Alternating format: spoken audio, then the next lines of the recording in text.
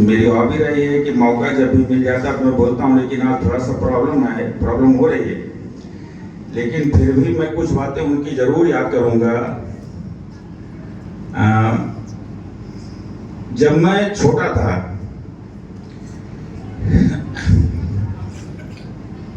लगभग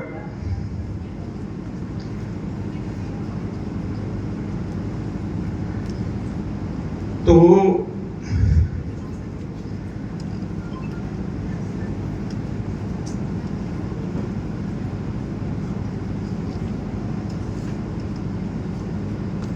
कि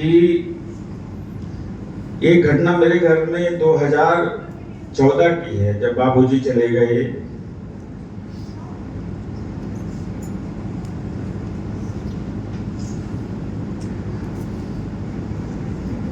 तो हम लोग तीनों भाई बैठे थे, तो सोच रहे थे कि पिताजी की याद में हम लोग कुछ करें, ज्यादा ठीक रहेगा। मैं तो उस घटना से इतना ज्यादा डिस्टर्ब था कि बहुत ज्यादा उस समय सांस नहीं हो पा रहा था। वास्तविकता यही है। तो भैया थे तो कहे कि ऐसा है कि वो तो अकेले थे, इतने बड़े महाविद्यालय की स्थापना वो किए, सीबी सिंह लॉ कॉलेज। और आपको बता दें कि सीबी सिंह लॉ कॉलेज की स्थापना एक इतिहास है। इतिहास इन द सेंस कि यहां से लगभग वो 900 किलोमीटर 700-800 किलोमीटर दूर वो जॉब करते थे, बर्धमान डिस्ट्रिक्ट, पश्चिम बंगाल। उत्तर प्रदेश में जॉब करना और खासकर पूर्वांचल में जॉब करना, उत्तर प्रदेश की इस बेल्ट में इलाहाबाद यूनिवर्सिटी, बीएचयू और लखनऊ यूनिवर्सिटी और गोरखपुर यूनिवर्सिटी को छोड़ दिया जाए। ट्रूली क्या जॉब होता है and how to maintain the time of a job I have seen from my father. ठीक 10 बजे वो 9:30 बजे निकल जाते थे घर से, और लगभग 4 बजे तक की जो ड्यूटी रहती थी वो करते थे। 2004 में जब उन्होंने परिकल्पना किया कि एक लॉ कॉलेज की स्थापना मैं उस अपने क्षेत्र में करूंगा, हमने तो लगभग 35 वर्ष, पिताजी कहा करते थे 35 वर्ष हमने तो पश्चिम बंगाल बर्धमान डिस्ट्रिक्ट को दे दिया। और बर्धमान डिस्ट्रिक्ट के लॉ डिपार्टमेंट की कहानी में सार में बता दूं, एलएलबी में मात्र 60 सीट था। There are only 60 seats, 60 seat. और उस 60 सीट के लिए पूरे पश्चिम बंगाल में एंट्रेंस होता था, उसमें 1500 लड़के 2000 लड़के बैठते थे। तब 60 लड़कों का चयन होता था, और उस 60 लड़के में सब एक्स्ट्राऑर्डिनरी लड़के, अच्छे लड़के, अच्छे कॉलेज से बच्चे आते थे। और जो वो 60 लड़के फर्स्ट ईयर में एडमिशन लेते थे, और 3 इयर्स जाते जाते उसमें 10 लड़के या तो फेल हो जाना, बैक हो जाना, किसी कारणवश पारिवारिक समस्या की वजह से वो पास नहीं हो पाते थे। 60 में से 50 बच्चे पास होते थे उस लॉ डिपार्टमेंट से, और 50 में से 40 बच्चे जज बनते थे। I am telling about that law department. मैं उस डिपार्टमेंट की बात कर रहा हूं जहां पर पश्चिम बंगाल के किसी भी जिले में आप चले जाइए, और किसी भी जिले में अगर 20 जज हैं तो वहां पर 15 जज जो होंगे बर्धमान लॉ डिपार्टमेंट के ही बच्चे हैं।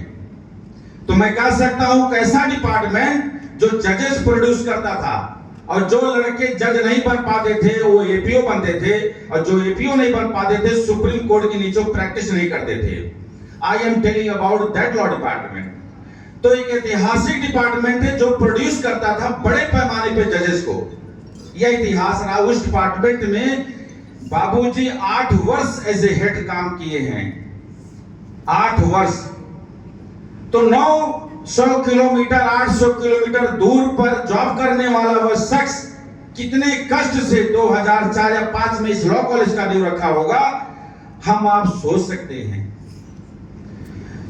तो पिताजी के जाने के बाद भैया का यही मेरे यही कहना था कि वो तो अकेले थे, इतना दूर जॉब करते थे, इतनी बड़ी संस्था खोल डाले हो अपने पिताजी की याद में। हम तो 3 लोग हैं, तो हमें भी कुछ काम अपने पिताजी की याद में करना चाहिए। तो उन्हीं की ही प्रेरणा थी, उनका ही मनोबल था, उनका ही अथक प्रयास था, उनका ही कर्मठ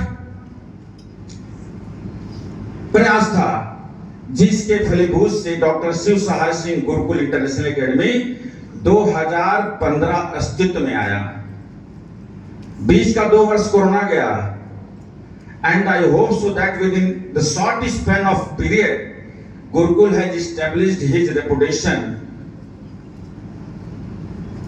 very good within the sphere of district level पर हम लोग सही दिशा में जा रहे हैं। और अभी जेई एडवांस का रिजल्ट आया है, अपने ही कॉलेज से पास आउट बच्चा जेई एडवांस को क्वालिफाई करके बीएचयू में उसका एडमिशन हुआ है। यही का प्रोडक्ट है। सेंट्रल यूनिवर्सिटी के ग्रेजुएशन लेवल पर all India graduation common test होता है, उस कॉमन टेस्ट में भी मेरे बच्चे क्वालिफाई किए हैं। इस बार हम इतिहास की तरफ आगे बढ़ रहे हैं और मुझे पूरा भरोसा है कि यहाँ से बच्चे, क्योंकि पुण्य आत्मा की यह नाम से विद्यालय है और जितने भी मेरे टीचर्स हैं वो बहुत परिश्रम करते हैं। जो थोड़ी मोड़ी कमियां हैं दूर करें, बच्चों को खूब मन से पढ़ाएं और अपना बच्चा समझ के पढ़ाएं।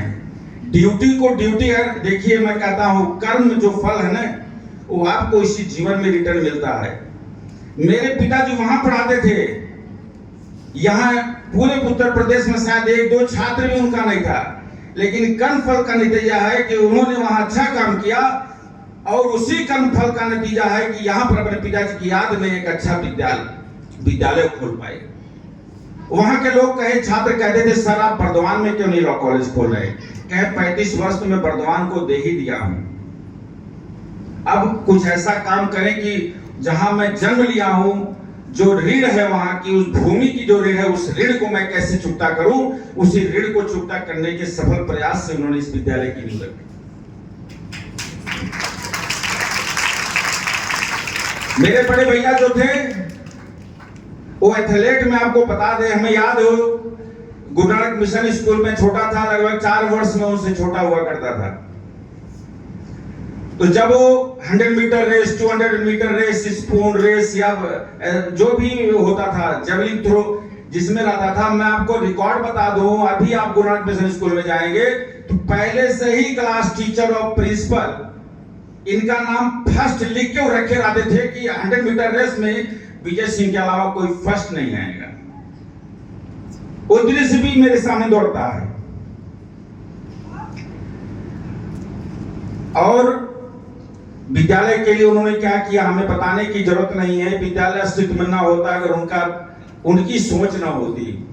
मैं तो डिस्टर्ब था पिताजी के उस घटना के बाद। उन्होंने ही हमें समझाया बुझाया, कहा कि नहीं करो, अच्छा होगा, कोई प्रॉब्लम नहीं है, सब ठीक ठाक रहेगा। आज के इस प्रथम पुण्यतिथि के उपलक्ष्य पर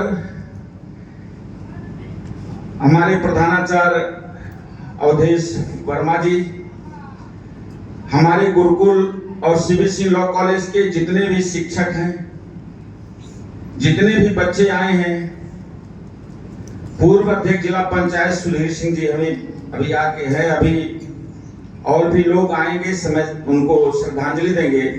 लेकिन वो जो हमें शिक्षा दिए हैं, जिस उद्देश्य से यह संस्था अस्तित्व में आई है, उस उद्देश्य को कभी विफल नहीं होने देना है। और हमें अपने बच्चों को नैतिक शिक्षा, और बच्चों से भी मैं यही आग्रह करूंगा, जीवन का कोई भरोसा नहीं है। इसीलिए आचार्य चाणक्य कहे हैं कि मरने के बाद क्या जाता है, आपका शान शौकत, बिल्डिंग, घर, आपका और भी जो आडंबर है जीवन का, वो नहीं साथ जाएगा। राख में तब्दील होने के बाद वही लोग याद रहते हैं जो इस धरा पर कुछ अच्छे कर्म किए रहते हैं। आचार्य चाणक्य ने कहा है कि मरने के बाद भी वही लोग याद रहते हैं जो अपने जीवन काल में अच्छे कर्म किए रहते हैं। अगर उनको याद करने वाले लोग सदा याद कर रहे हैं तो आज भी वो जीवंत हैं। तो हमें हमेशा एहसास होता है जब भी कोई बात होती है मन में कष्ट होता है। एक हमारे समझ लीजिए हमारे बड़े भैया थे वो, लेकिन हम लोगों की बॉन्डिंग किसी अच्छे फ्रेंड से कम नहीं थी। हम लोग भाई कम अच्छे दोस्त थे। We were very good friends. और हमें तो नहीं लगता है कि किसी विषय पर कोई विचार पार्थक्य उनमें और मुझ में रहा हो। कोई बात आती थी अपनी बातों बताते थे, बताने का कारण बता देते थे कि ये चीज होना चाहिए, क्यों होना चाहिए, और मैं भी इसी बात को फॉलो करता था।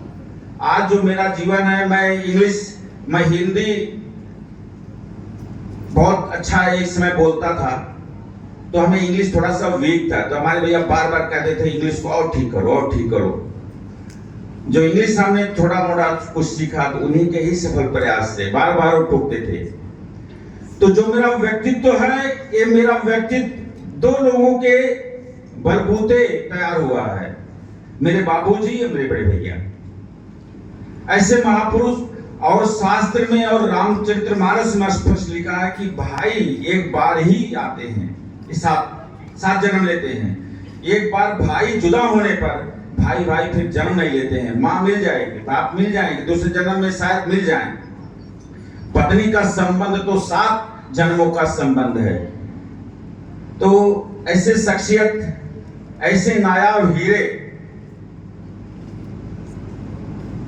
को जो हमें मिला और जिनके अथक प्रयास से हम इस मुकाम पर, इस प्रांगण में है, उस महान सपूत, उस महान विभूति, उस महान राष्ट्रभक्ति भी उनमें कूट की थी और नैतिकता इतनी प्रबल थी। हमारे लॉ डिपार्टमेंट में उनके गुरु हुआ करते थे वीपी सिंह, एसके सिंह। तो कभी वहां पर कॉपी मूल्यांकन में कोई नैतिकता की बात आती थी, वो कहते थे जिस तरह पढ़ाई यहाँ पर हो रही है ऐसी पढ़ाई से कोई मतलब नहीं है।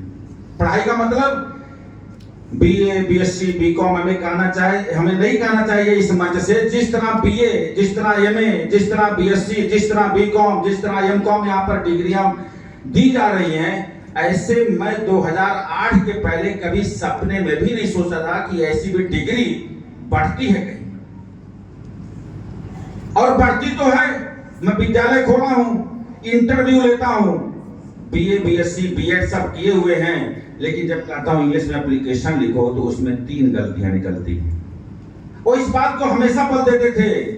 और अब्राहम लिंकन ने एक लेटर अपने लड़के के प्रिंसिपल को लिखा था। उस लेटर को गूगल पे आप सर्च करिएगा। वो कहे थे चोरी करके परीक्षा पास करने से अच्छा फेल हो जाना। वो इस चीज को बहुत बल देते थे। अब्राहम लिंकन ने अपने लड़का, मतलब जो सन जहां पढ़ता था, जिस विद्यालय में पढ़ता था, वहां के प्रिंसिपल को उन्होंने लेटर लिखा था। वो इन चीजों को बहुत बल देते थे कि जो चीजें हो रही बहुत अच्छी नहीं है। और इसका रिजल्ट देखते हैं, 50 लोगों का हम लोग टेस्ट लेते हैं तो उसमें से 5 टीचर निकल के आते हैं। उसमें से 5 टीचर को 5 बार बताना पड़ता है कि ऐसे नहीं करना चाहिए, वैसे नहीं करना चाहिए। बच्चों को खूब मन से पढ़ाना चाहिए। और बच्चों, एक चीज मैं आपको बता दूं, कभी कभी आपको एकलव्य भी बनना पड़ेगा, एकलव्य सोच भी रखनी पड़ेगी, बिना गुरु के भी आपको आगे बढ़ना पड़ेगा। शायद उसी दौर से हम गुजर रहे हैं। एकलव्य सोच भी रखिएगा। एकलव्य का कोई गुरु नहीं था, वो मनी मन गुरु द्रोण को अपना गुरु मानता था। तो एकलव्य आज भी इतिहास में दर्ज है।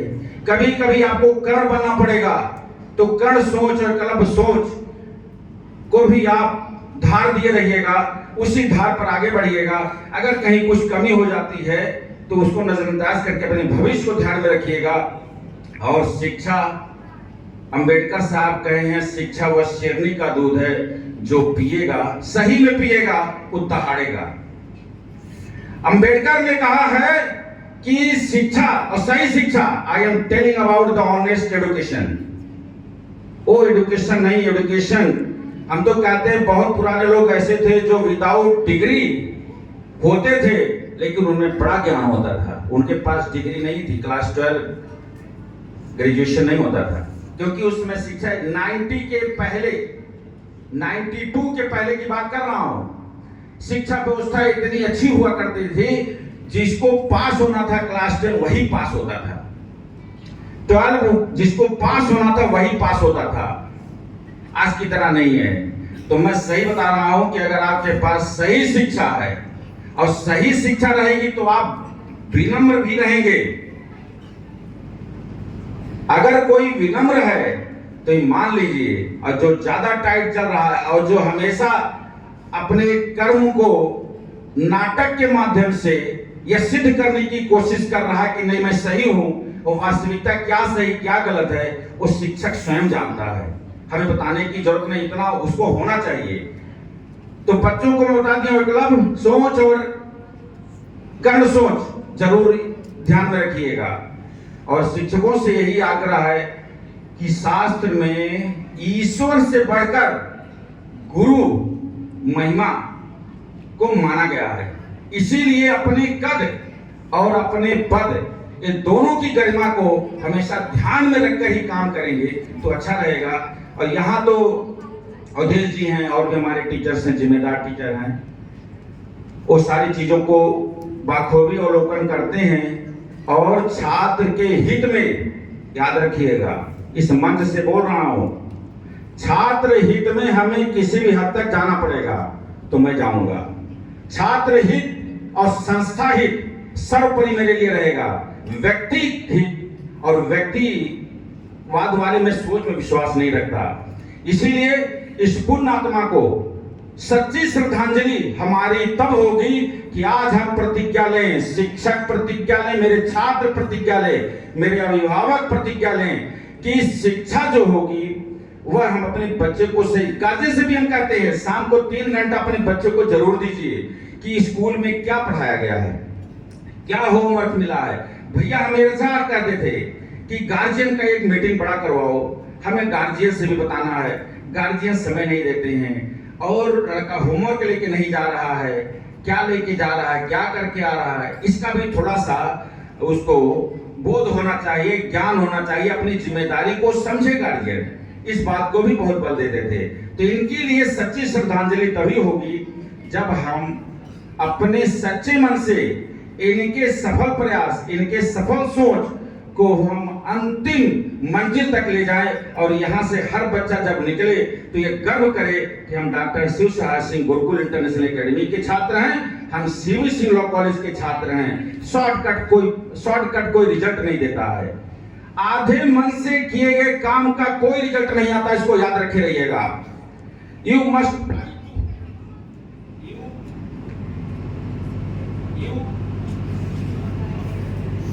आप हमेशा 100% अपना देने का कोशिश करिए बच्चों। अब खूब पढ़िए, खूब आगे बढ़िए और यही आपकी शिक्षा, आपका सही बच्चों के लिए मैं कहता हूं, यही आपकी शिक्षा आपका सबसे बड़ी ताकत है।